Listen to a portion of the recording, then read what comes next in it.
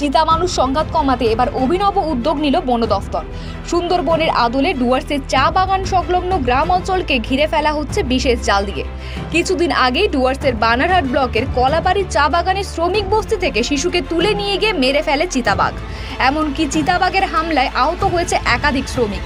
বন দফতরের পাতা খাঁচায় ধরা পড়েছে প্রায় 5টি চিতাবাঘ, তবুও কাটেনি চিতাবাঘের আতঙ্ক। বাগান শ্রমিকদের অভিযোগ, সন্ধ্যা নামতেই চা বাগানের মাঝ দিয়ে যাওয়ার রাস্তায় প্রায়ই ঘোরাফেরা করে চিতাবাঘ। ইতিমধ্যেই বন দপ্তরের পক্ষ থেকে চা বাগানের একটি বড় খাঁচা পাতা রয়েছে, তারপরও আতঙ্কমুক্ত নন শ্রমিকরা। সেই একই কারণে জলপাইগুড়ির বন্যপ্রাণী বিভাগের উদ্যোগে সুন্দরবন থেকে আনা হলো বিশেষ জাল। সুন্দরবনের ম্যানগ্রোভ অরণ্যের চারদিকে ঘিরে যে জাল ব্যবহৃত হয় যাতে বাঘ বাইরে বেরোতে না পারে, সেই একই পদ্ধতি এবার ডুয়ার্সে। শুক্রবার বিন্নাগুড়ি বন্যপ্রাণী স্কোয়াডের পক্ষ থেকে কলাবাড়ির চা বাগানের হুলাস লাইন বস্তির সীমানা জুড়ে উঁচু করে সেই বিশেষ জাল লাগানোর কাজ শুরু হয়েছে। বনকর্তাদের মতে জাল লাগানো হলে বস্তি এলাকার চিতাবাঘ ঢুকতে পারবে না। একই আশা চা বাগানের শ্রমিকদেরও। শ্রমিক বস্তির বাসিন্দাদের দাবি, কয়েকদিন আগেও 2টি গবাদি পশু মেরে ফেলেছে চিতাবাঘ। সন্ধ্যার পর রাস্তা দিয়ে চলাফেরা কার্যত বন্ধ হয়ে গেছে। সন্ধ্যা নামলেই মানুষ ঘরবন্দি হয়ে যান চিতাবাঘের আতঙ্কে। তাই বন দফতরের উদ্যোগে খুশি গ্রামবাসীরা। তারপরে হয়েছে অনেক আমাদের অনেক ভয়, রাত্রে আমরা বের হতে পারি না। তারপরে হয়ে গেছে আমরা বাড়ি থেকে বের হলে রাত্রে আমাদেরকে নিজের সেফটি দিয়ে বের হতে লাগে। তাই আমরা ভাবতেছি তারপরে আমরা আমাদের এই যে ম্যানেজার বাগানের, তারপরে সবাই আর আমাদের এইখানে দাদা বোন দিদিরা সবাই আছে, ওরা মিলেমিশে তারপরে বলছে ফরেস্ট ডিপার্টমেন্টকে কি আমাদের জন্য কিছু করতে লাগবে। এইখানে ওরা বলছে হ্যাঁ ঠিক আছে। তারপরে দিছে সোলার লাইট, তারপরে এই যে আমাদের এইদিকে হয়ে গেছে রশি দড়ি, তো এটা লাগানো হয়েছে কিন্তু একটু সেফটি থাকবে বলে।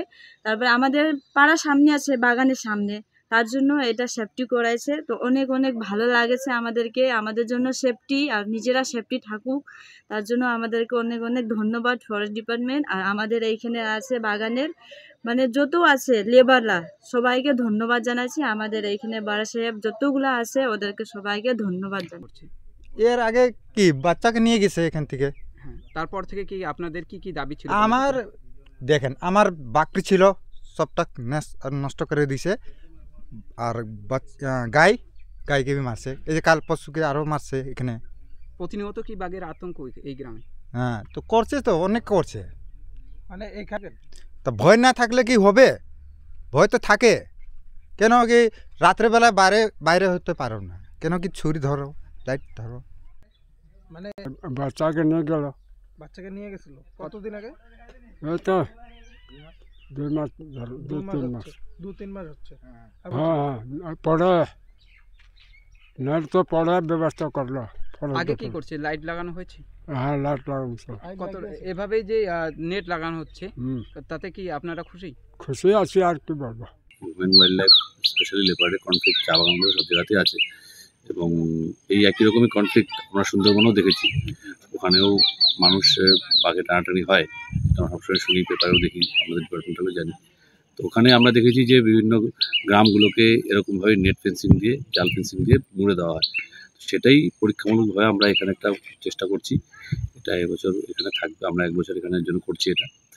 এবার এটা দেখি কেমন হয়। যদি এখানে এটা সাকসেসফুল হবে আশা করছি, তারপরে সেটা নিয়ে ভবিষ্যৎ ডিপার্টমেন্টের ভাবনা থাকবে। জানা গেছে জালটির উচ্চতা প্রায় 6 ফুটেরও বেশি।